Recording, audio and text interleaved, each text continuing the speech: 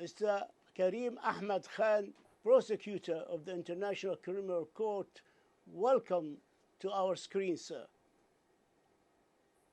Well, Talal, thank you so much for having me again. Wonderful to be with you. Thank you. You were speaking to the Security Council, and right after that, we are sitting here together, and the subject of Chad is relevant because you are there in N'Djamena, the capital. You're speaking to me from the United Nations headquarters in the capital, N'Djamena, and we heard you say to the council, and you spoke to them eloquently about your visit to two refugee camps, Farshana and Idri. How important is it that you and your investigators speak to these refugees from Sudan and Chad? It's extremely important. We're investigating the events in Darfur. It's well known, we've been talking about Darfur for 2 decades.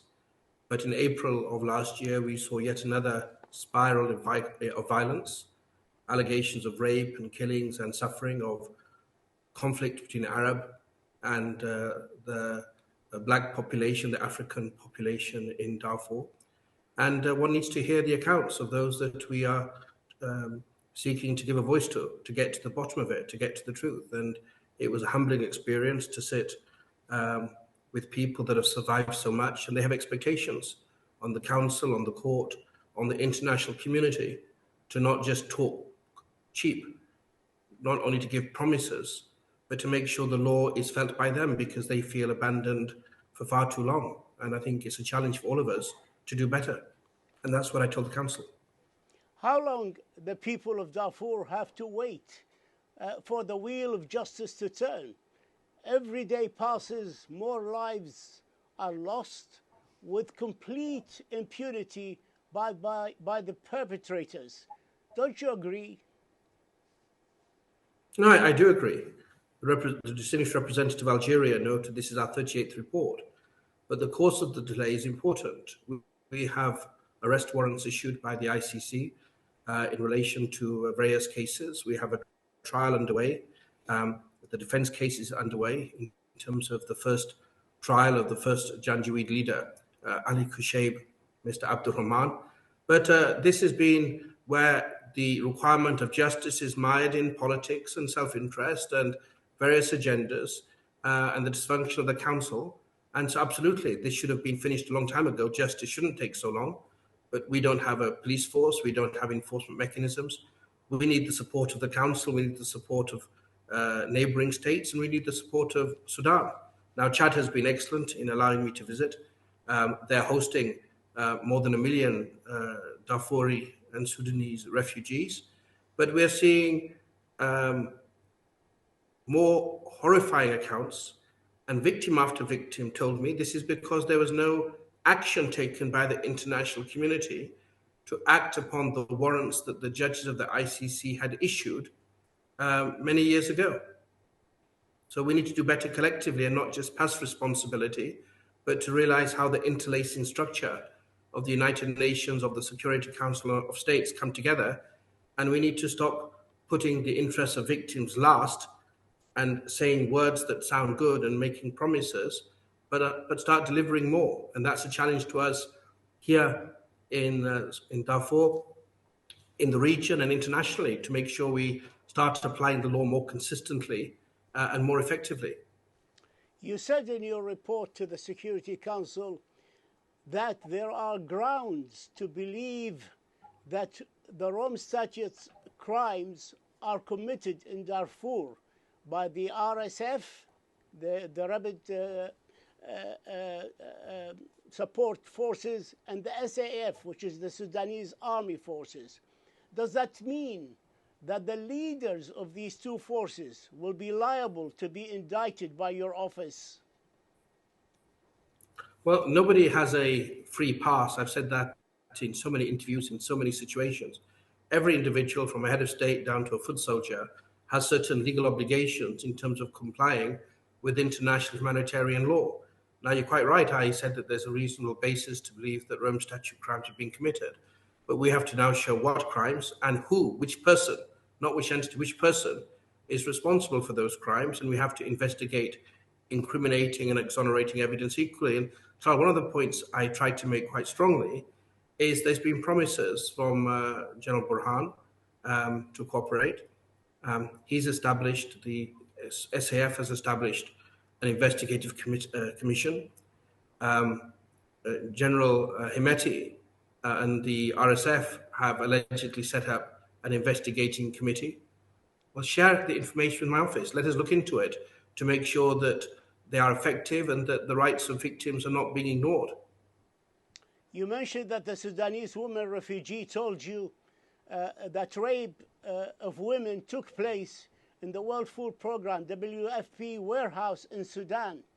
Now, this information is available to you and to the Security Council and to the United Nations, and in particular for the World Food Programme. What do you expect from the United Nations and WFP to do now? Well, I invite everybody to come together on the cause of humanity, state party and non-state party together, because the most vulnerable people around the world, including in Darfur, have a right to live their lives, have a right to be protected, not to be raped, not to be violated, not to have to bury their children. And yet it's going on. It's the second time it's happened.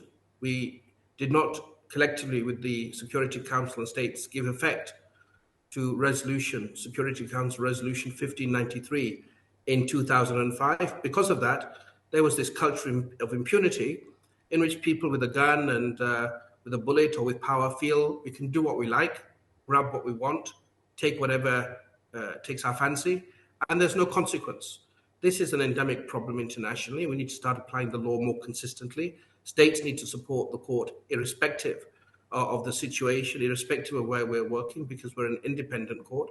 And I expect states to support the United Nations, number one, states that are state parties to the ICC to support us. Sudan is required by virtue of the Security Council resolution to comply and cooperate with my office. And we need to insist that this is carried out. And as I said, Talal, in the Security Council, the wealth of Sudan is not, the real wealth of Sudan is not in the oil or in the gold that's in the ground, but it is the children of the soil. And yet the most valuable commodity of any country's children are in so many situations given the least value that can be squashed and crushed with almost no consequence. And that's why we have an ICC, to make sure that we struggle together with civil society, with the victims, to make sure that there is a consequence and that people, based upon evidence and a credible independent process, must be called to account. And that requires detached, objective investigations that we're trying to do. And we need more help from states, civil society, and all actors to make sure we can vindicate that imperative. At least to implement the outstanding arrest warrants, which haven't been forthcoming so far. I'd like to move to the Gaza war, if you allow me. When I announced today that we will have an exclusive with Karim Khan, the prosecutor of the ICC, many have replied to me, where is Karim Khan from what is happening in Gaza? The whole world is witnessing what is happening in Gaza. What is Karim Khan, KC, doing about the crimes committed in this ongoing war? Do you have any plans to initiate an investigation into the current Gaza war, and whether the parties committed war crimes, crimes against humanity, or genocide? Well, absolutely. I have an active investigation. I mean, I've been prosecutor for 2.5 years, Talal, and for the first time, I was the one that established a team investigating the situation in Palestine. I announced on the 12th of October to the international press, I gave many interviews, that we have jurisdiction in relation to the ongoing situation, that I was prioritizing it, that I was accelerating matters. I have said very clearly in Rafah, when I tried to enter Gaza, I wasn't allowed in by Israel. I went to Rafah because of the urgency of the situation. I finally also got into Israel and Palestine, largely because of the efforts of the Israeli victims of the 7th of October, but I could go to Ramallah and meet Palestinian victims from the West Bank and also from Gaza. And I've said very bluntly, the appalling pictures coming out of Gaza are one that chill our hearts. They're one that brings tears to our eyes. I mentioned it to the Assembly of State Parties in New York only in December.